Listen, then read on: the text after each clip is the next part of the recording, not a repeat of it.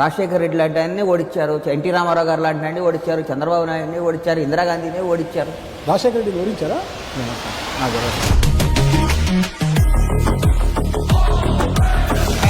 రెడ్డి గారు లాంటి CM సభైంది. He was really man of the masses.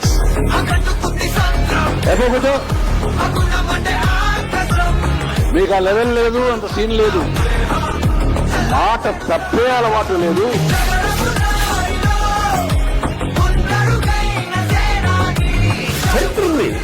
మీరు రాజశేఖర రెడ్డి గారు as long as he's in Pulivendula Pulivendula ఎంత శత్రువైనా సరే కోపాన్ని ప్రదర్శించడం, ఆప్యాయంగా మాట్లాడిస్తారు. हिंदुस्तान में मुसलमानों को अक़लियत को रिजर्वेशन देने वाले कौन लोग थे? मुसलमान नहीं थे. वो रिजर्वेशन हमको यहाँ राजशेखर रेड्डी ने दिलवाया. వైఎస్ రాజశేఖర రెడ్డి గారు ముఖ్యమంత్రి ఇచ్చిన పథకం ఆరోగ్యశ్రీ పథకం. 108 చూడండి. ఇక్కడ ఎవరికి ఎక్కడ ఏ గ్రామంలో ఒక గర్భిణీ స్త్రీకి ఇబ్బంది వచ్చినా, ఓ చిన్న పిల్లవాడికి ఇబ్బంది వచ్చినా ఉన్నట్టుండి ఆసుపత్రికి తీసుకొని పోవాల్సి వస్తే ముందు రోజుల్లో ఎంత ఇబ్బందులు పడేవాళ్ళు. ఈ రోజున కేవలం ఒక్క ఫోన్ కాలు చాలు, 20 నిమిషాల లోపల కొయ్ కొయ్ కొయ్ కొయ్ కొయ్ కొయ్.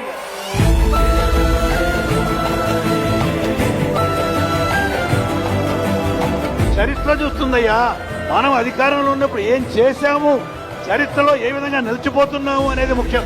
ఆయన ఇచ్చిన ఫీజు రియంబర్స్మెంట్ తో చదువుకుని ఈ రోజు ఇన్ఫోసిస్ లిమిటెడ్ లో నేను జాబ్ చేస్తూ మా ఫ్యామిలీని నిలబెట్టగలిగానంటే కారణం వైఎస్ రాజశేఖర రెడ్డి గారే. శత్రువు అయినా సరే ఎదురుగా వచ్చి సమస్య ఉంది అంటే కాగితం తెచ్చావా, సంతకం ఎప్పుడు పెట్టాలని జేబులోంచి పెన్ను తీస్తూనే ఉండేవారు. ఇప్పుడు ఆయన రోజు ఉదయం తన ఇంటి ముందు ఎంతమంది ప్రజలు వచ్చి నిలబడి ఉంటే అంతమందిని వ్యక్తిగతంగా కలిసేవాడు. ఆ రోజుకి ఎంతమంది బయట నిలబడి ఉంటే అంతమంది దగ్గరికి తన అధికారులు వెళ్ళి నడుచుకుంటూ వాళ్ళని ఒక్కొక్కళ్ళని కలిసి వాళ్ళ మహజరు తీసుకొని వాళ్ళకు విజ్ఞప్తి ఏమిటో చూసి అవసరమైతే వాటి మీద ఇన్స్ట్రక్షన్స్ రాసి అధికారులకు ఇచ్చి అప్పటిదప్పుడు అవి ఇంప్లిమెంట్ అయ్యేట్టుగా చూసేవాడు.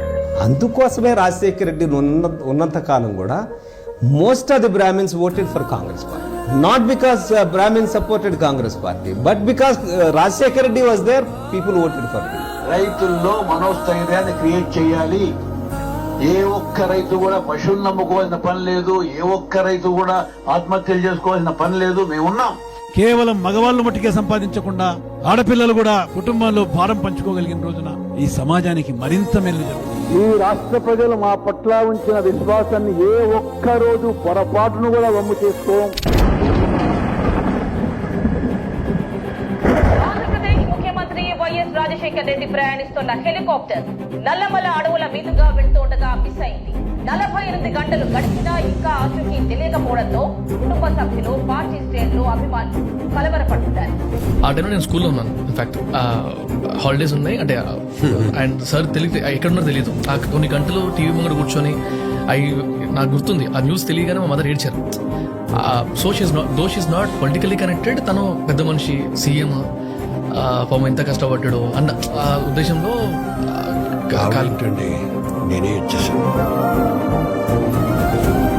సారు, ఈ నెల పింఛన్ పైసలు ఇంకా రాలేదు కదా సారు?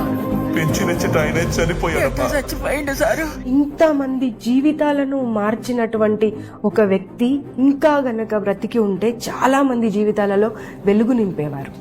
సర్పంచ్ గా కూడా గెలవలేని నాలాంటి ఎంతో మందిని ఎమ్మెల్యేలుగా, ఎంపీలుగా గెలిపించి రాజకీయ జీవితాన్ని ప్రసాదించిన గొప్ప వ్యక్తి వైఎస్ రాజశేఖర రెడ్డి గారు. అక్కడున్న ప్రజల పరిస్థితి ఏంటి? అమ్ముంది కదా మనమ్మ. జగన్ రెడ్డిని నేను చిన్నప్పటి నుంచి చూస్తున్నా. మొండోడు sir. Kadapa by election results తర్వాత కూడా మీకు ఇంకా కడపోడు గురించి అర్థం కాలేదనుకుంటున్నాను. వాళ్ళు ఎంత మంచోళ్ళో అంత మొండోళ్ళు సార్.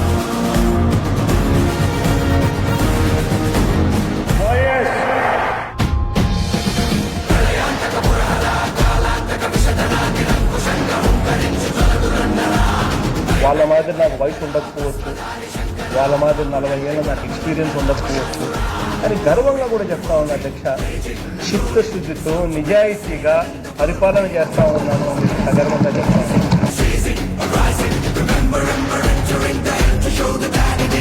ఈ రోజు రాష్ట్రంలో ఏ ప్రాంతం తీసుకున్నా కూడా ఇదే మాదిరిగానే కనిపిస్తా ఉంది. ఈ రోజు రాష్ట్రంలో ఏ గ్రామం తీసుకున్నా కూడా ఇదే మాదిరిగానే కనిపిస్తా ఉంది. గతంలో ఎప్పుడూ కూడా చూడని విధంగా అభివృద్ధి కనిపిస్తా ఉంది. స్కూళ్లు మారుతా ఉన్నాయి, కొత్తగా మెడికల్ కాలేజీలు కనిపిస్తా ఉన్నాయి, ఉన్న హాస్పిటల్ అన్ని కూడా రూపురేఖలు మారిపోతా కనిపిస్తా ఉన్నాయి. అభివృద్ధి అన్నది ప్రతి ప్రాంతంలోనూ కనిపిస్తా ఉంది. అభివృద్ధి అన్నది ప్రతి గ్రామంలోనూ కూడా కనిపిస్తా ఉంది. ఏ పేద మధ్య తరగతి కుటుంబం మీద అయినా కూడా వారికి మంచి చేసేలా మనస వాచ కర్మన మన ప్రభుత్వం ప్రతి అడుగు కూడా వాళ్లకు మంచి చేయడం కోసం తపన పడింది. ప్రాంతాల అభివృద్ధే కాదు, ప్రతి ఇల్లు అభివృద్ధి కావాలి. ప్రతి ఇంట్లో ఉన్న నా అక్క చెల్లెమ్మ బాగుపడాలి. ప్రతి ఇంట్లో ఉన్న నా అక్క